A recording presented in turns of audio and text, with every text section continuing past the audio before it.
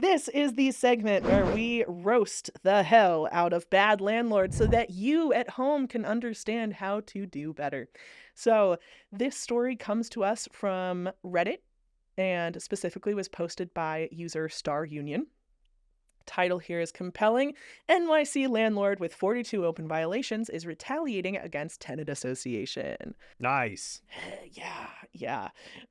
So we do have a couple quick video clips that we will be peppering in throughout this narrative. Let's get it started.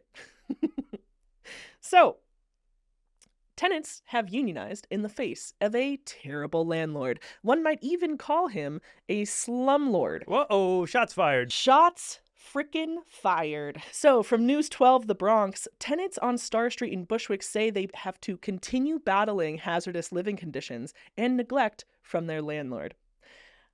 There is a central organizer who has created the Star Union, which, hats off to you. It's hard to make a union. And this union was formed in the face of the initial wave of issues, of which I believe there are about 21. And do you want to just take a guess at what some of these issues might be? Being mean. True.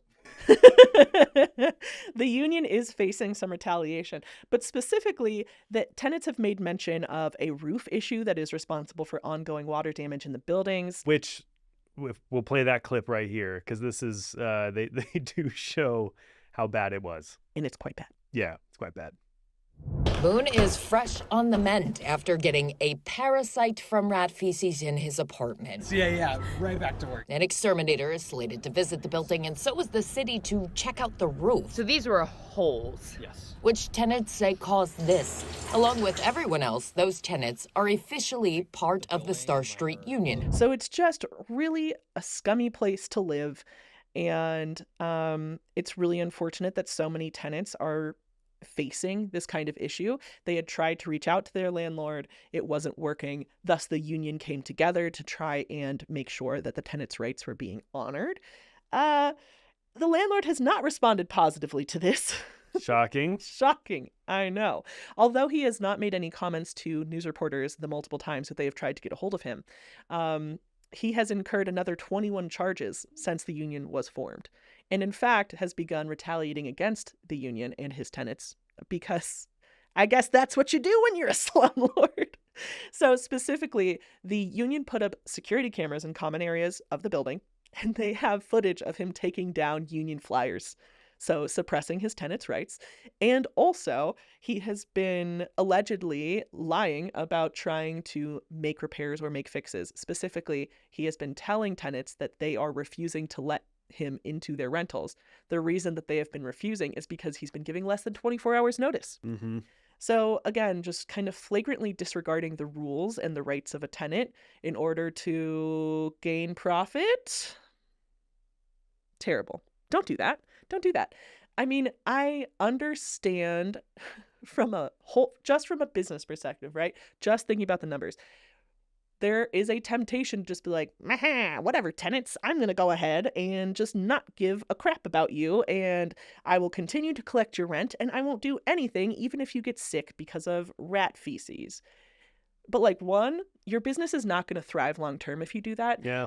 Even though there aren't often ramifications that get slumlords to cut their shit out, you are going to you have the possibility at least of facing fines. There are some areas where you will fully, face prison time. We just covered a landlord who went to Rikers Island.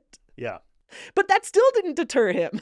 Well, we've been doing this for a little while. We have a few episodes of this show, which you should watch all of them, by the way. We always cover a terrible landlord in our landlord special, which is our last segment of every episode, right? And a lot of them feel like this, where we've got video evidence, we've got a bunch of tenants complaining about things. This is the first time I think we've heard about somebody getting a parasite from rat feces. That's new. Gross, but new to us. It can feel pretty depressing, though. I mean, a lot of these are in New York City, and there are obviously a ton of rentals in New York. It is a hard market for renters. I'm sure also hard for landlords, but so many of the landlords are like this scumbag and just take advantage of people. It can feel very, it can make you feel very powerless. Because what do you do? You know, our last episode, the one you just mentioned, it was a landlord who was almost this flagrant, and he was in prison and just like still wasn't changing anything. Yeah. Because he's still profiting. What do you do? What do you do? And again, like we had an episode where we covered a Tennessee slumlord who was arrested, went to prison, faced fines, and when asked if she regretted what she had done, she said no, because I made an incredible profit. And I would urge you, landlords and property managers out there, especially if you're in really hot markets, this is your call to action. Not only to just not be like these people, but also to recognize that these slumlords really thrive in hot markets where tenants don't have a ton of options. Maybe affordability is very tricky. New York City in particular, it really resonates with that. You can step up and you can provide such a good experience. And it doesn't mean that you have to be a doormat. It doesn't mean that you have to go against your rules, but it does mean that you have just a remarkable opportunity to be a shining beacon of what a good landlord should be. And I will heavily, heavily urge you, if only for my own soul's sake, to take that and run, because I'm so tired of these landlords who are bad. And it should also be noted that it's possible your incoming tenants came from one of these landlords. This may be why they're thinking that it's going to be a contentious relationship with you, because they've had, you know, this guy in New York City was their previous landlord. So it's a great opportunity to teach them that no, landlords aren't bad people. That one is a bad person, that one in New York for sure, but you are not. So show them the way and set the stage for a beautiful relationship with your new tenant.